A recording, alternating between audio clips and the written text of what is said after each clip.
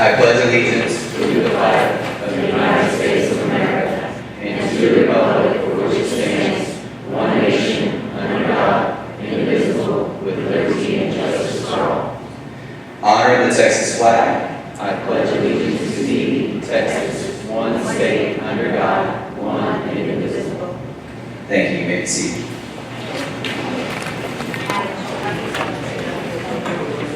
Thank you, Mr. Page. We will move on to item 4, public comments, and I believe we have one public speaker, Kirsten Butterworth.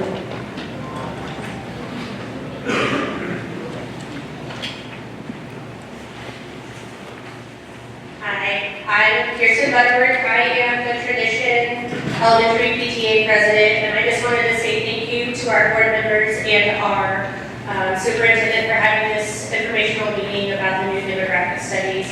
I wanted to just say that, you can't answer our questions directly, but that we are super excited as PTA presidents and PTA members to be able to share this information to the parents after this meeting and on all the platforms with those questions that can be answered. So direct those to Marcom, or you can reach out to your PTA presidents and we'll get you that information as quickly as it is released to everybody else.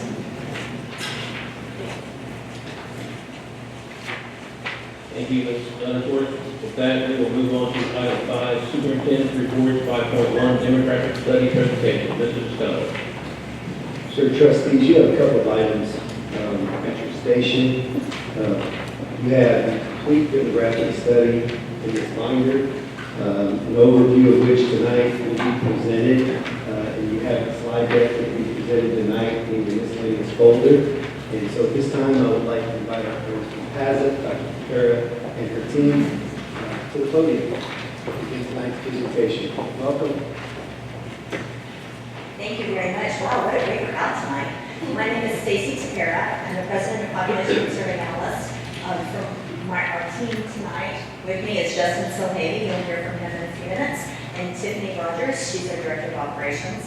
And we are really excited to be here tonight to give you this update, board and public, about the results of this latest demographic study that we have conducted for the district. So Justin is going to start us off, and he's going to talk about some of the background demographic trends that are happening in your district, and most critically, he's going to talk about the new housing that is projected in the district and how that relates to student projections. And then I'm going to talk about how those student projections relate geographically throughout the district and compared to the capacities of each school. So with that, I'll turn it over to Justin. All right. Thank you everyone for coming. I think everyone can hear me. It's pretty loud, so that's great. I'm going to just get going here. This is our fourth year working with East Central. One of my favorite districts. It's complex, and you guys have a lot of land to build on. The 10-year projections, it's just a drop in the bucket of what's to come, most likely. So just know that. In certain areas, we do kind of a build-out analysis, if you will, but for the most part, there are years to come of this, what's coming up I'm about to show you. So we kick off every presentation with trends regionally, and fresh off the TEA's data website, we pulled change in enrollment. Well, we compiled this into a map form from what TEA provides. And East Central this year, from last year, ranks number 3 in terms of enrollment growth in San Antonio Metro. And so when I saw that, I said, oh goodness. So this had not been the case for so many years. But now you're up, you grew by about 559 students. Last year, you're up there with Kamal, Medina Valley. So you're getting into the big leagues, I would call that, in terms of growth. And it's only going to get larger. So when we look at that enrollment growth, you can see it. There was, for years, it really wasn't any. There weren't new housing developments. So you go back to 2014, and enrollment was very stagnant. It wasn't until the last couple of years where we really started seeing the growth. The housing growth started in earnest in about 2018-19, but then we had the COVID pandemic, which kind of dampened enrollment growth. But now we're seeing those enrollment losses from COVID are over, and they aren't a factor anymore in our projections. I'm glad that's over too, because that was, quite frankly, hell for us. So we always start every study with kindergarten enrollment versus what we call the births. So what we do is we gather birth data from the state, births by mothers in this district as best we can gather. And we look at that trend. And so that red line there, sorry, the screen's a little, some of the colors might be a little off from what I say, but it's that dark red line. That's your birth line. You can see that's going up quite a bit. And so everything past that dotted vertical line are births that have occurred in the last 3 years or so. So they're not even in school yet. But that birth line continues to go up. And aligning with that is your kindergarten enrollment. We're starting to see that go up too. When we first started working with East Central, and you guys know this over here before, we've been very cautious about births. And we had kindergarten classes and we started ticking upwards. We're really starting to see that pattern emerging now, especially this year, last year. We're starting to see kindergarten classes increase. So our confidence in some of these new home developments actually increasing in enrollment as newcomers come in, and the popularity of this area as these residential developments kind of get going increases. We're starting to see people in these homes. We have quite a few starter home developments in this district, and so with those, we often don't get a bunch of children all at once attending schools. We have a lot of people who maybe have newborns or haven't had children yet. So we're betting on this number going up. I really like to see this pattern because now I have more confidence in these numbers. So that means our projections have increased a bit from last year. You'll see that coming up. So let's look at some of these trends. We start every project with mapping every student in this district. We get to about 99.7, 99.9% accuracy with our map. And all this is showing you are those dots. Those dots are students. The green dots are students coded from this school year. And going back 5 years, those are those dark black dots. So you can see anywhere there's a green blob, those are new neighborhoods that didn't exist back in 2018. And you can make a lot of them out around the I-10 corridor, down 37 as well, and even some of those new neighborhoods along 410. So those are all added into our trends, into our neighborhood modeling, if you will. When we talk about modeling and how we project forward, we have to understand how many students are living in every home. So we have to create averages. What we do is we create students per home averages for every single neighborhood. Every neighborhood is different. Every incoming neighborhood, every development that hasn't started yet must be given a multiplier, if you will. So we can understand how many students to expect.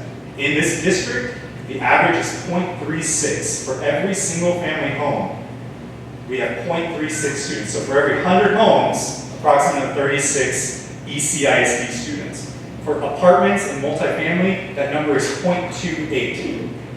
So the multifamily number is very typical of what we would see. The single family number is quite lower than what we see in most suburban districts. And there are a lot of reasons for that. You have an older housing stock along 410. You also, so those don't have as many students in some of those neighborhoods. And you also have all these emerging developments that I mentioned that are really focused on starter homes or newcomers. So we just don't have that many students in these homes yet. But that can change, and it will. And so this next slide kind of shows you what's happening.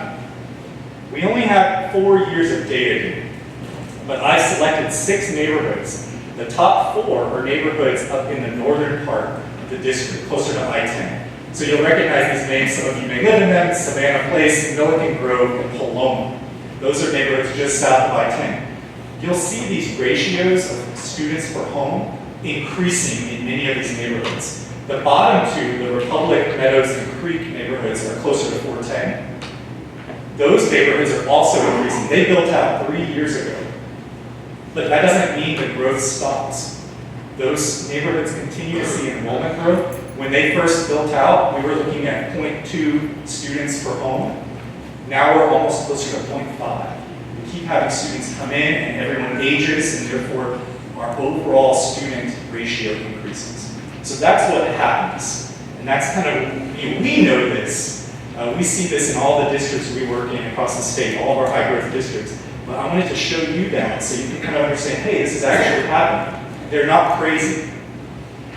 So another thing we look at, of course, are outside variables. What can affect enrollment that's not just housing or not student trends? And one of those is charter and private school enrollment. So a couple of 2 or 3 years ago, we had 2 or 3 charter schools open up. Some of them were in Judson ISD, some of them were just west of the district boundary or right on the border. We haven't had any open up recently. So we still have some expanding, adding grade levels every few years. We currently don't know of any major expansions coming in the short term, but that can change. It always does. So part of our projection modeling is assuming we will continue to have some charter school growth occasionally. We never know when it's going to happen, but we have to factor that into our 10-year projections. So that chart right there, the vanilla kind of white line that you see, that's the charter growth, the actual number of students living in this district that are attending charter. So you can see since 2015, it's increased from about 700 students to about 1,600 students. A lot of that happened 2 to 3 years ago. All right, so actually I don't want to skip over this slide. Let me talk about this for a second. I know we have a couple of new board members, I believe. So when we actually start a housing study for every client, we map the entire district out. So the maps you've been given have land parcels from the Bexar County Appraisal District. It's very important that we understand who owns what land, which investors are currently invested in real estate, which developers are coming online soon. We take a look at that map. We interview folks that have information about new developments. So we don't stop at the city of San Antonio or the city of San Edward. We actually look at the San Antonio water system. We talk to other water systems like Green Valley to understand who's seeking water, who wants a connection to actually build. If we can understand that, we can often get 1 to 3 years ahead of these developers and understand that. So you're not behind.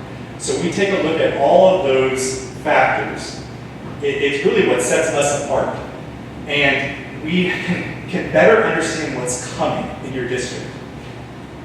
There are a lot of different things that can affect development. Floodplains, for instance, those are all mapped as well. We understand where you can't build. The city owns quite a bit of land in the southern part of the district around the river. So we know that we can't have developers build in city-owned property or in floodplains. So that helps us direct where the growth will be. But there are a couple of noteworthy updates I wanted to mention since last year. So I'll just go through those real quick. We've seen interest rates stabilizing the last couple of years. Of course, they've increased. They're really sticking in that 6 to 7 point range. I would suspect that would stay the case. It has been for quite a while now, probably about 5 months, 6 months. So that's good news in terms of stabilization. These next 2 bullet points are actual new developments from last year. The very first one is Lily Trails. So that was approved by the Green Valley Special Utility District approval. And that is located in the far northeastern tip of the district near the county line, off Miller Road at 2538. And I mention it, not because it's a new development, it's rather small, just about 600 homes in this district. Part of it stretches out into Sherwood. But I mention it because there is no development around this area. It's just north of St. Hedwig in the San Antonio jurisdiction, but that's going to be a new neighborhood. And so you're going to start seeing development pop up in areas you haven't seen in recent years. The Morales tract, that's another large piece of land right off 410. We've been told they're really looking to develop that starting in the next couple of years. You might see phases go in, start being planned. So that's something we have to monitor. We've accelerated our growth projections on that large piece of property that could ultimately one day have 5,000 homes, plus some multifamily and other commercial. We have 2 manufactured housing communities going in off Higdon, and Harmony Elementary. These are highly amenitized communities, very large, about 500 to 700 manufactured houses going in on each site. One of them, the Live Lone Star community, is currently developing. You're about to start seeing homes there. You should for next school year. The neighboring one, Empowerment Communities, should get going in the next couple of years. They've been approved as well. And we also have 2 apartments going in right now in the district. One is right off I-10 in Paloma. Another one is off Salton in the southern part of the district near 37. So when we look at the next 10 years of development, I want you to focus on that big number there on the corner left. That's 44,000 housing units. So that's what we're projecting over the next 10 years. That can be anything from an RV near the lake, which we have plenty of those planned all of a sudden, they're popping up everywhere, to a single family home in Paloma, to one of those apartments I just talked about. And we break that out by type of housing there. So the vast majority of those 44,000 are single family homes, what you're seeing everywhere, rooftops. So about 80% roughly, 79.1. Another 15% of these houses projected are multifamily. That's about right on par with many of our districts in your same situation. We have some build-to-rent communities popping up. I don't know if you're not familiar with build-to-rent. You probably will be because they're becoming very, very popular. They look like a single-family development. They're sometimes peppered in to a typical single-family development, but they're all rented, often by the developer or the builder. So in Avenida, one of your new communities right off I-10, that's where those 241 built-to-rent homes are actually forecast. And then we have some manufactured housing. But again, that manufactured housing, those 2,600 homes, can be anything from an RV to a mobile home. A lot of them are RVs around the lake. All right, so single family is no question your biggest driver of growth. The top 5 developments are shown here. There's plenty. This district has so many new developments. We can't talk about them all. But the top 5 for the next 10 years are here.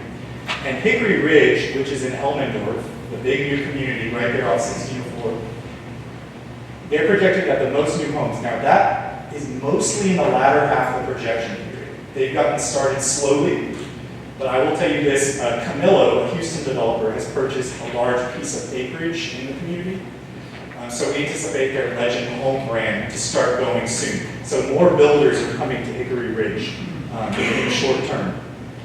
I mentioned Avenida right off I-10. They merged with another development next door. 4 Star is developing that. So that's now one of the bigger communities planned over the next 10 years because of that merger. Grace Gardens, Lennar is planning to build there. Mosaic Development is building this one right off W.W. White. A large tract planned for 2,000 homes, and it's adjacent to a couple of other big developments too. So that W.W. White corridor is a hot spot. It's where one of your future elementaries is slated to go, which Stacy will talk about that in a minute. We have 2 others here in that top 5. Stone Garden is right off 181 in Corpus Christi. That's moving forward now. Phase 1 is currently under construction. And the Wilder, that's an Ashton Woods community right off 1604. If you've driven 1604 into 1346, you've probably seen it. They're tearing up all sorts of dirt. And so I believe they just named that in the last few weeks. Their Starlight Home brand will be there. And so that'll be over 1,500 lots as well in the next decade. So this map shows you where all your developments are. You can't read it too well, probably if you're sitting in the back. But that chart there is fascinating to me because of these top developments, there are fewer than 100 currently occupied homes. In fact, I think there's fewer than 50. I don't have ever had a district where there's this many homes projected in the top 10 neighborhoods or so with that few occupied currently. That's how fast these developments are getting going. You have a couple of clusters that we're seeing north of 1346, between I-10 and 1346, that's a cluster. And then south of 87, kind of sandwiched between the lakes and down 181, we've got a bunch of growth coming as well. So that's important because where we see these developments clustering, often it's because of the availability of utilities. That's where we're going to need to be focusing our facilities. So let's real quick wrap up housing. We're looking at multifamily, these built-to-rent communities. Again, I mentioned this earlier, that makes up 15% of the projections for the next 10 years. In the next 5, these built-to-rent homes actually make up a little over 1.5% of housing. That's not much. I have some districts that built-to-rent is now making up 10% of their actual single-family housing. So this should probably start increasing soon as you get more developments. But when you look at those annual projections, I just want you to know we're already today, last year, and the last 3 years really, we've been at about 2,000 to 2,400 single-family homes built annually in this district. So we're starting out the next 9 months or so with about just shy of 2,000 single-family homes. Don't forget, we're starting out in February in this projection period. So that first bar, which is year 1, is a little shorter than a full 12 months. But when you look at year 2 onward, you can see in the first 5 years that number is increasing. Those bars are getting higher. All these new developments coming online are going to start we're going to start having more homes built. So we're approaching 3,000 single-family homes by about 2026 in this district. We don't anticipate it to increase too much beyond that because San Antonio only has so many homes built every year. We don't want to tell you, oh yeah, by 2033 you're going to have 10,000 houses. That's just not going to be the case. There's a lot of other land in the metro area to build on as well. So what we believe, and we'll have to of course keep adjusting this as time goes on, is that you may level out somewhere in that 3,500 to 4,000 home a year range. That's just single family. All right, so again, I mentioned earlier we have to think about a lot of different factors. And here's 5 main ones that go into these projections. We start actually projecting students. I mentioned births. We've seen a huge uptick, 39% increase in births in the last 8 years. That's only going to go up as new people move into the area. So that kindergarten class size is undoubtedly going to increase, and we've already started seeing that in the last couple of years. One thing Stacy looks at is regeneration. So you have a lot of older neighborhoods along 410. Are they aging, or are we seeing fewer students, or are we seeing more students in those homes? Charter schools, I mentioned earlier, we currently don't have any big ones planned in the area, but that could change tomorrow. The state actually starts announcing all the expansions in about May, June. We start getting notice, your administration will start getting notice of those, so we have to monitor that annually. And new housing construction, that's making up pretty much most of your growth. All right, so before I get into those numbers of student projections, well, how did we do last year? Well, we're actually sitting in that red bar. We're over what we had projected this year. So where we saw that growth, that extra growth coming, were in very particular grade groups. This is what I found fascinating. Our housing analysis was pretty much spot on, which made me happy. But we saw 74 extra students in pre-K and kindergarten. We've been conservative in projecting kindergarten. One thing we don't want you to do is overbuild or plan to build too much. So now we're starting to see those patterns emerge. We also saw an increase in students per occupied home. In some of those neighborhoods closer to I-10 in particular. Some of that can be attributed to the new Honor Elementary. When people see a new school being built, they move in. And maybe they know, oh, I can just wait a year and I have a brand new school next year. That's something we have to watch out for. Don't be shocked if you have an influx of students in that school beyond what we said. There are a lot of students transferring to nearby Judson schools currently from our TEA data because those schools are much closer to their neighborhoods, and Judson's probably looking for students. They lost quite a few this year overall. We also had a grade 9 surge. We had 85 students added beyond what we projected. This has been a trend we've been noticing the last 2, 3, 4 years. As charter schools take on a lot of K-8 students, we're seeing those students rebound in grade 9. We always have an increase from grade 8 to grade 9 in every school district across the state. But that increase is growing as charter schools kind of start playing into an area. They're taking more of those middle school grade levels. They're not retaining them into high school. So that's changing our modeling a little bit. So we've had to adjust that as well, which we have. So all these adjustments have been made for this year. And here are the projections. So the dotted line, well, we're at today over 11,000 students. That's where we are in 2023. That dotted line is your most likely scenario growth. With all we know today, we tell the administration, we tell the board, follow that most likely scenario. Within 5 to 10 years, anything could happen. We've seen so much, enrollment haphazard growth over the last 5 years because of so many different reasons, whether it's the housing market, viruses, whatever. You never know what the future holds. But that dotted line should get you where you need to be, at least for planning purposes. You never know when you might have an up or down year.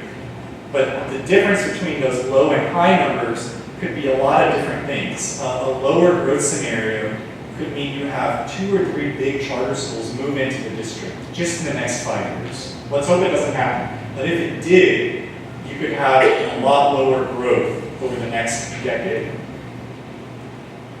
Conversely, no charter schools open. That could be a higher growth scenario. Or we have more people moving into these new neighborhoods with older children in school, not just newborns. And so that could change the ratio of students per occupied home. So there's a lot of things that could happen in the next 10 years. Don't forget, after 2028, if you're enrolled in kindergarten, you're not even born yet. So we don't even know how many students those will be at this point. We have to just use our model. So I've mentioned a lot of these reasons for the 3 growth scenarios. One of the biggest factors for you guys is that kindergarten enrollment. If we start seeing kindergarten enrollment soaring over the next few years, we might be looking more at a high growth scenario. If we kind of stick to where we're at, to our growth patterns today, again, focusing on that middle scenario. But kindergarten will dictate your growth most likely, because don't forget, if you have a bigger kindergarten class, they continue throughout the next 12 years, and it just causes enrollment to increase further. So without further ado, I'll give this back to Stacy, and she can continue talking about how this growth affects campuses. Thank you. You've all been very patient and you've heard a lot of information, and that will continue. We have a lot of good information for you. So I wanted to pause at this point in the presentation and remind everyone that as demographers, we project where students will live, where families will live. And in this district, that is quite different than where those students will be enrolled because of Salado and dual language programs and so forth. There are a lot of transfers among campuses. And so all of the numbers that we project are for resident students, but just keep in mind that there's still a lot of transfers that can create some fluctuation in actual enrollment numbers depending on those transfer patterns.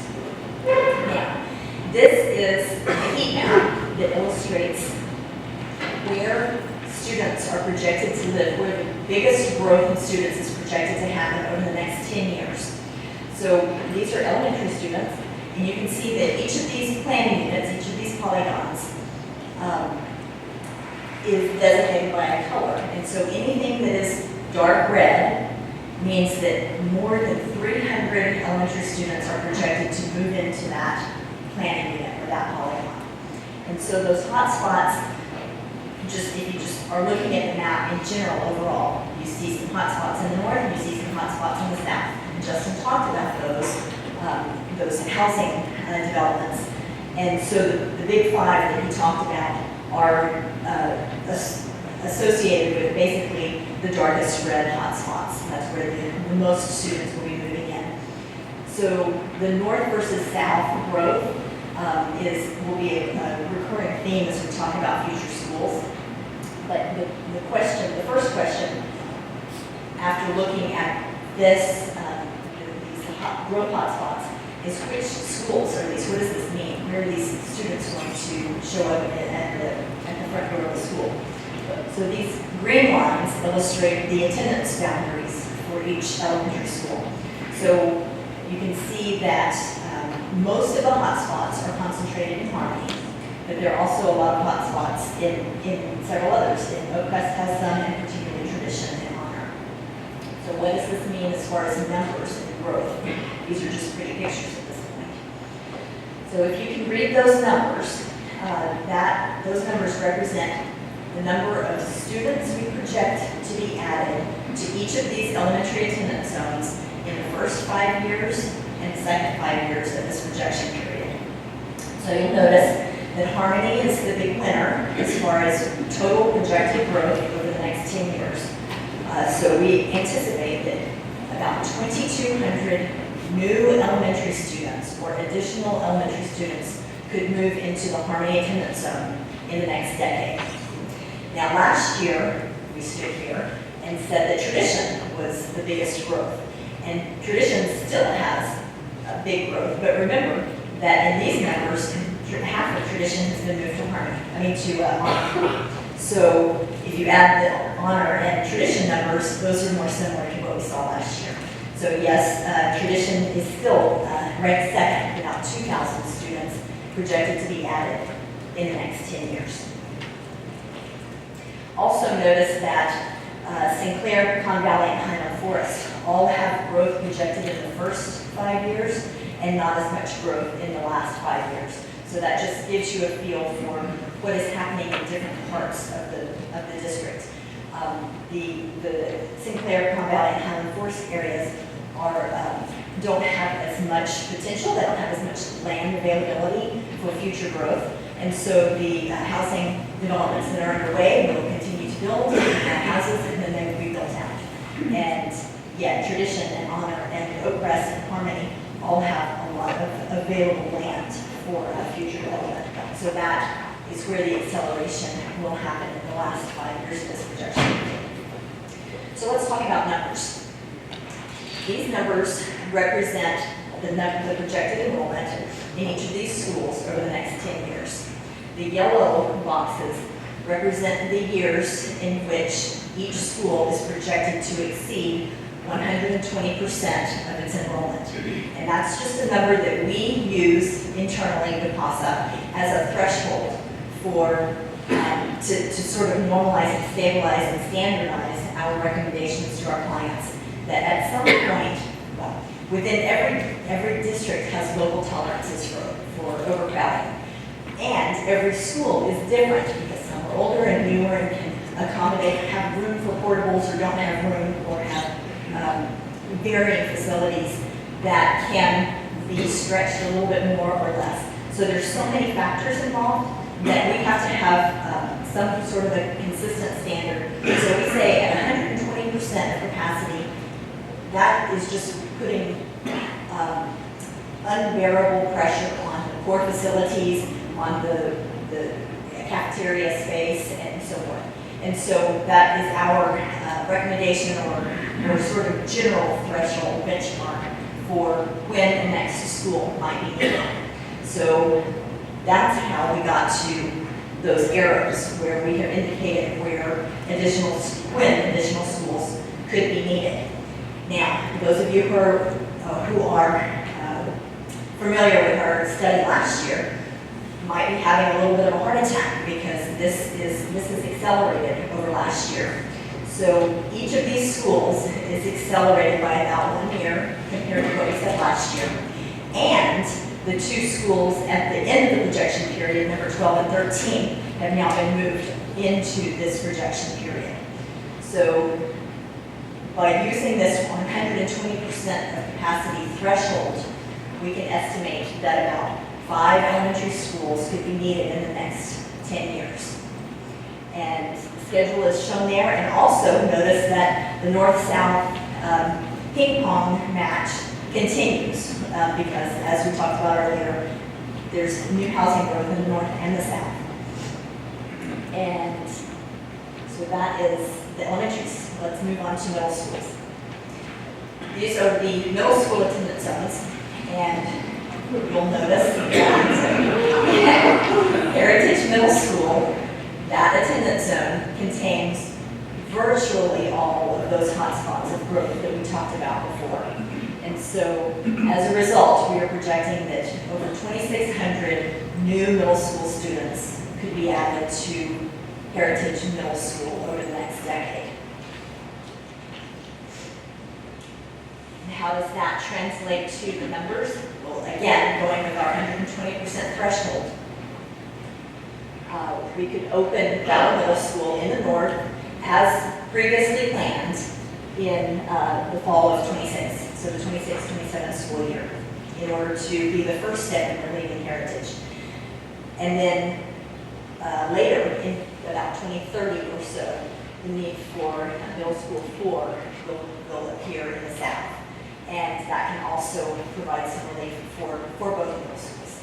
That is an acceleration of 1 year for the need for Middle School 4 compared to what we projected last year. And so finally, let's talk about high schools. This is the biggest departure from last year's study and plan, long-range plan. And that is because of this acceleration that we talked about. Well, just there are more students currently enrolled than we projected last year. A lot of that happened at the high school level. Justin talked a little bit about the bulges and the unusual retention of students at the high school level in certain grades. And so that, coupled with these big new developments long-term that have been brought online, the need for additional high school capacity space has been accelerated by 2 years since last year's study. And so that 120% threshold comes in about the fall of 28 now. Now, I've shown this as a bracket because there are a lot of things, a lot of factors that go into when you open a high school. And so those factors have nothing to do with these numbers. They have to do with things like you need to, the community and the district has a threshold for overcrowding. How many students can you really fit into Central High School before you need to have additional relief? And keeping in mind that the board will decide at the time on some kind of a grandfathering policy. And so some districts open new high schools with 9th and 10th graders, some open with just 9th graders, some open with 9th through 11th graders. So depending on what that grandfathering policy is, you need to open high school number 2 early enough that you still have room at East Central High School to accommodate those upperclassmen that are still going to be there, right? So those things, as well as all of the other financial factors like bonds, election schedules and outcomes, and concurrent building projects in the district during the same years. So there are lots of things that can affect when high school 2 might be needed, but I think these numbers clearly illustrate that the need for high school 2 is coming. And also, because of the acceleration of growth, as well as we've just moved 1 year in time and added 1 year onto the end of our projection period, we're now able to see that a high school 3 is eventually going to be needed, and it could be within this projection period. It could be at the very end. And so the discussion about where these high schools should be located has not been determined. I'm sure the discussion has started, but it's our observation and study, through study of the data, that the density of population in the north and south is, so East Central High School is right in the middle of the district, right? And so is there enough population density north of East Central High School or south of East Central High School to fill high school number 2. And it's our opinion that high school 2 could best be located in the south, and that high school 3 can be located in the north. That decision has not been made. That's just our observation as outside consultants. But what I can tell you is that our projections indicate that by the fall of 28, the population, the high school population living north of 87 is not necessarily enough to properly fill a high school, and it will leave East Central High School overcrowded. Or you would have to pull students from the south and send them up to the north high school number 2 in a traffic pattern or a transportation pattern that would basically pull them, make them drive past East Central High School. So again, that discussion, I'm certain, is just in its infancy stages, but those are our observations about the acceleration of growth and how that is related to high school facilities. So this is a summary of all of those new facilities that I talked about. So this allows the board and the district to start thinking about grouping these into bond elections and understanding the timing and how they are related to each other. So as I close today, I want to reiterate a couple of points that I'm not sure we've really hit on so clearly. And that is, so first, when we first worked for this district in 2020, COVID was happening. It was a crazy time. But as we came in and started doing this research and conducting these interviews, we learned a lot about all of this new development that was coming, it was coming. It was a crazy time. It was the middle of the pandemic, and we didn't really know who to believe because none of it had started yet. And if we had come in here and reported to the board that all of this growth was happening, nobody would believe us. You have no reason to believe that growth because you hadn't seen it yet.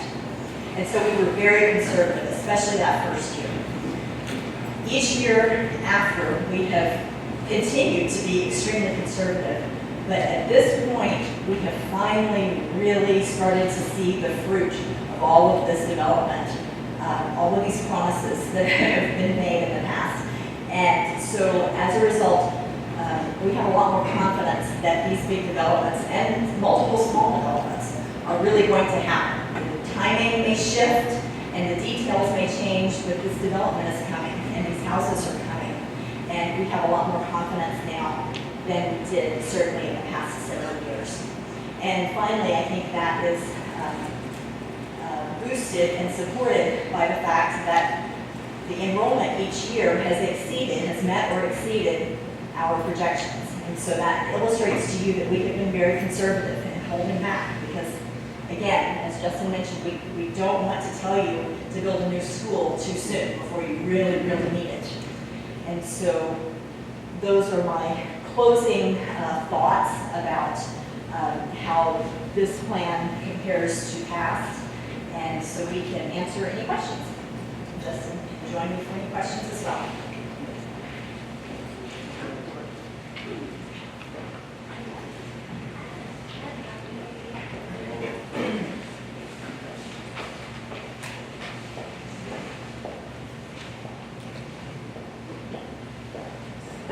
When you brought up the enrollment for Heritage and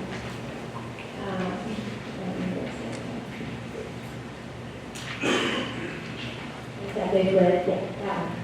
So everybody asked because it's overwhelming, but this is not considering how we draw the lines for those threats. So just a point to make that, wow, same as tradition. We're just building a brand new school over here and already tradition's back up. So just that's not considering how we would redraw those lines with that campus. So the elementary, that does include honor. Honor has its own attendance zone now, so we pulled those students out of tradition and showed them as projected for honor. But it doesn't have the, I don't know, 26. Projected for 5 more years, honor is very low and tradition is still. No, so that's growth. That's not total students, that's growth. That's added students. Right, and 1,994 would be super overwhelming for tradition. Sure. So, but we would maybe, lines would be redrawn in that Absolutely. area. So it would be, Nobody's saying, public, nobody is saying that 2,000 more students are going to be enrolled in tradition elementary. We're saying that's where they're going to live, and that's why you saw the outline of when schools might open in the north and the south and the north and the south. thank you. Yes. So Stacy, just to kind of continue clarifying what Ms. Friesen was asking, in the elementary example, that's suggesting that there needs to be another elementary school in the projection period in the first 5 years to ensure that tradition doesn't realize the additional 1,900 students. Absent a third elementary school in the first 5-year period, that's a real scenario. Whether we redraw the boundaries or not, because that's reflecting the new boundaries for honor to provide the initial need, right? That's correct. Okay. Then in the middle school scenario, Valor Middle School's boundaries have not been established yet, so that will be providing some relief to those numbers once we redraw those boundaries That's correct. and address the capacity of 1,200 that Valor's going to have. That's correct. But even then, it looks like in your projections, you're saying by 2030, that fourth middle school, let me rephrase that. Yes. Yeah. Yeah, by 2030, that fourth middle school will need to come online and provide relief for what's projected. Yes. Okay, thank you. Any other board members have a question? Victor? Yeah, the Harmony area.